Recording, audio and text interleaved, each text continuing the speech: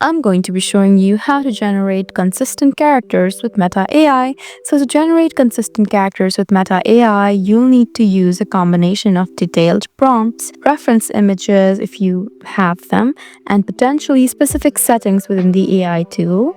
So you can start with a clear description for your character. Just go ahead and open your Meta AI chat first. You can use any of the apps. I'm choosing WhatsApp and open your chat. Once you're here, you just need to have a text description of the character you have in mind. You don't need an image, just write down the detailed description of the character itself, including physical attributes, clothing, and any unique features, and you have to be very specific. After you've done that, you need to have a reference image as well. So if you have an image of the character, upload it as a reference, and this will give the AI a visual baseline to work from. And you can also try including the character's name. You can specify clothing and appearances.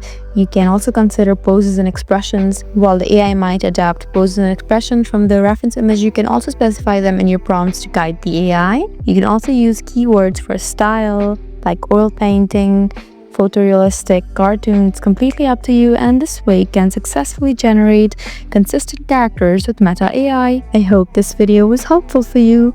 Please leave us a like and drop us a comment down below, and we'll see you again in our next video.